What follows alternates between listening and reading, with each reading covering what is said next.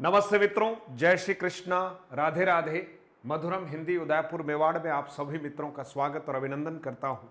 मित्रों, आंसर की officially board के द्वारा जारी कर दी गई है। रीट भर्ती परीक्षा 2024 रीट लेवल 1 और लेवल 2, यानी लेवल 1 की एक शिफ्ट थी और लेवल 2 की शिफ्ट सेकंड और थर्ड, दो शिफ्टें थी।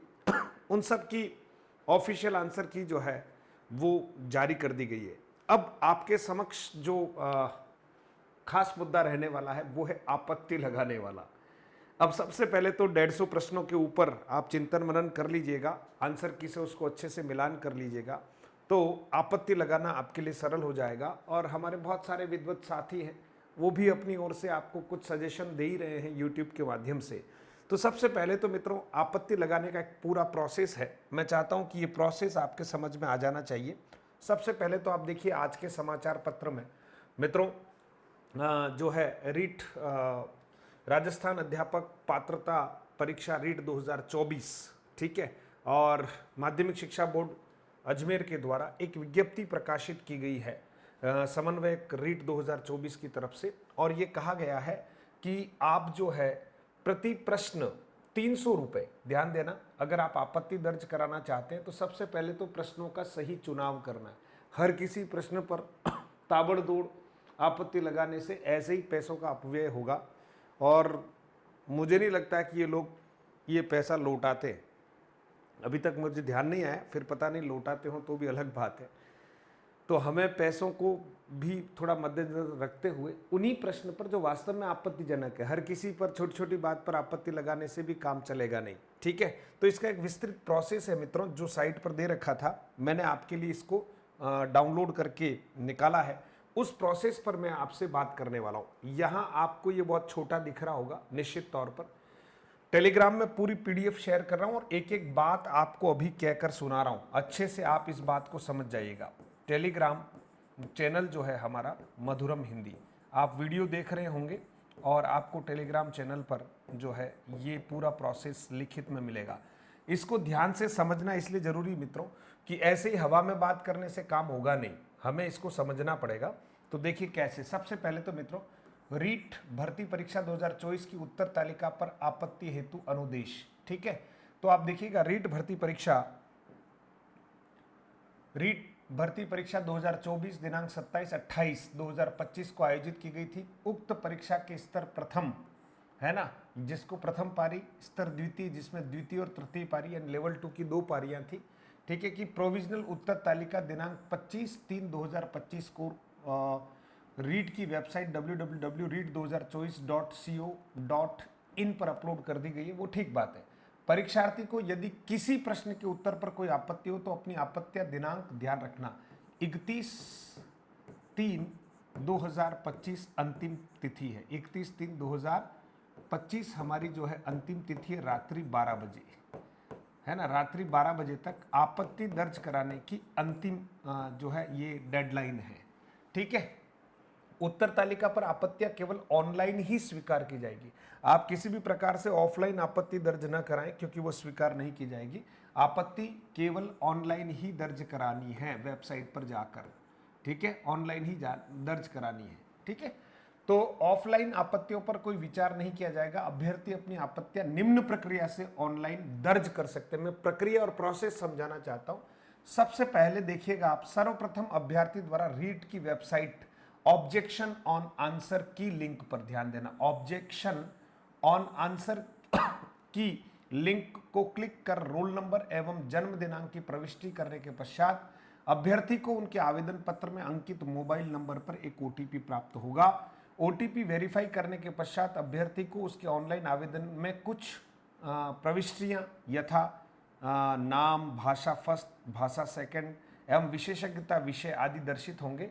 दोनों स्तर के अभ्यर्थियों को अपनी आपत्ति दर्ज करने से पूर्व परीक्षा स्तर का चयन करना होगा, यानी लेवल 1 के लिए आपत्ति दर्ज करवा रहे हैं या लेवल 2 के लिए, ठीक है। अभ्यर्थी को अपनी प्रश्न पुस्तिका सीरीज व कितने प्रश्नों के उत्तर पर आपत्ति दर्ज करानी है की संख्या दर्ज करानी है। यानी आपके पास सीरीज ए थी या बी थी या सी थी या डी थी, है ना। अब आपको वो सीरीज भी लिखनी है, फिर प्रश्न संख्या, फिर प्रश्न का पूरा आपको विवरण देना है और फिर जो आप प्रमाण देना चाहते हैं उसको अपने को अपलोड करना होगा, वो देख रहे हैं। संख्या दर्ज करते ही अभ्यर्थी को प्रश्नों की आपत्ति करने हेतु आपत्तियों के लिए संख्या अनुरूप पंक्तियां उपलब्ध होगी। अभ्यर्थियों को इन पंक्तियों में प्रश्न संख्या लिखनी है। प्रामाणिक स्टैंडर्ड ऑथेंटिक पुस्तक का मुख्य पृष्ठ, यानी जो आपत्ति दर्ज कराएंगे जिस किताब से, और वो किताब ऑथेंटिक होनी चाहिए, पासबुक गाइड वगैरह नहीं चलेगी।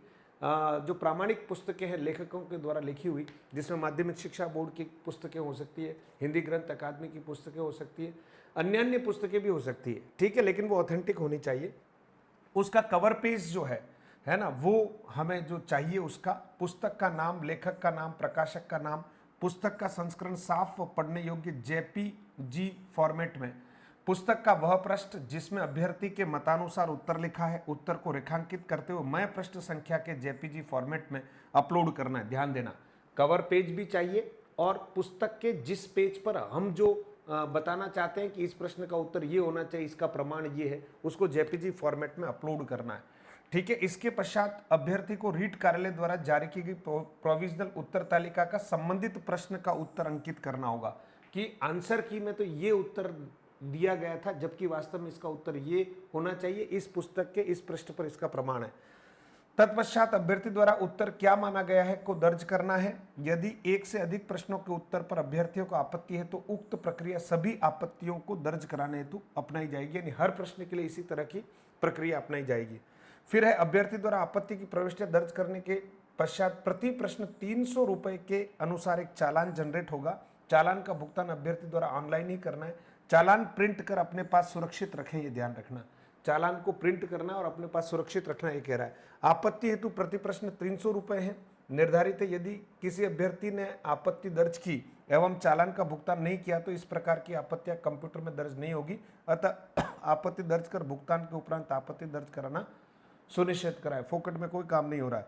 चालान जमा होने के पश्चात अभ्यर्थी को उसके द्वारा प्रविष्ट की गई आपत्तियों का प्रिंट, जिसमें अभ्यर्थी द्वारा दर्ज की गई आपत्तियों का विवरण होगा, को अपने पास सुरक्षित रखना होगा, यानी जो आपत्ति हमने दर्ज की उसका प्रिंट ले लेना है, ठीक है।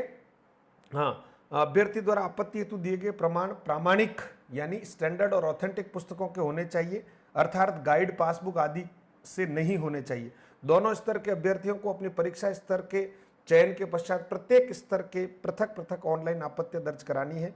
अभ्यर्थी किसी भी प्रश्न पर एक बार ही आपत्ति दर्ज करा सकता है। जैसे मान लो प्रश्न संख्या 10 नंबर पर आप आपत्ति दर्ज करा रहे हैं, तो फिर ऐसा नहीं कि बाद में कुछ और उसका प्रमाण मिला और आप 10 नंबर पर आपत्ति दर्ज कराएंगे, ऐसा नहीं होगा। इसलिए जो सबसे पहले तो एक डिसाइड करो कि कौन से प्रश्न आपत्ति वाले हैं, ठीक है। उन आपत्ति वाले प्रश्नों का कलेक्शन करने के बाद उसके प्रूफ जुटाओ। प्रूफ जुटाना है, उसका PDF वगैरह सब व्यवस्थित रूप से फोटो वगैरह इमेज खींच लीजिएगा और फिर आप जो है आपत्ति दर्ज कराने जाइएगा। मित्रों, मैं हिंदी के संदर्भ में जो सारे प्रश्न मैंने देखे हैं उस पर किस प्रश्न पर आपत्ति लग सकती नहीं लग सकती ये अगले वीडियो में बताने वाला हूं। बस एक ये प्रोसेस है जो पूरा टेलीग्राम में मैं शेयर कर रहा हूं, आप आराम से इसको देख लीजिएगा और इस प्रोसेस को फॉलो करके अपनी आपत्तियां दर्ज कराइएगा। हाँ, एक आपसे आग्रह जरूर करूंगा कि आपत्ति दर्ज कराने योग्य प्रश्न पर ही आपत्ति दर्ज करानी है। अनावश्यक समय और धन नष्ट नहीं करना है और थर्ड ग्रेड की तैयारी करना शुरू कर दीजिएगा। जिन्होंने इस आंसर की के अनुसार उनको लगभग लग रहा है और कोई 1-2 नंबर आगे पीछे है तो मैं तो उनको ही कह रहा हूँ कि आप भी जो है वो तैयारी करना शुरू कर दीजिएगा, क्योंकि नॉर्मलाइजेशन वाला मामला भी अभी जो है आएगा। ये तो आंसर की आई है, फाइनल आंसर की आना, इसके बाद आपत्ति के बाद फिर नॉर्मलाइजेशन की प्रक्रिया से गुजरना। तो मुझे लगता है कि आप 1-2 नंबर 4 नंबर ऊपर नीचे हो रहे हैं तो हो सकता है ईश्वर की कृपा से आप जो है बाउंड्री को क्रॉस कर जाए। बहुत बहुत धन्यवाद मित्रों। अभी इस संदर्भ में 2-3 वीडियो लगातार आपके सामने आएंगे, आप देखिएगा, जिसमें आंसर की को लेकर आपत्ति किन प्रश्नों पर लगाई जा सकती है उस पर लेकर आवश्यक बातों पर ही चर्चा करेंगे। भ्रामक तरीके से कोई वीडियो बनाना मुझे ठीक नहीं लगता और मैं चाहता हूं कि शिक्षक हूं, मैं ऑथेंटिक बात ही आपसे करना चाहूँगा, आपको ज़बरदस्ती किसी भी रूप में भ्रमित नहीं करना चाहूँगा। बहुत बहुत धन्यवाद मित्रों।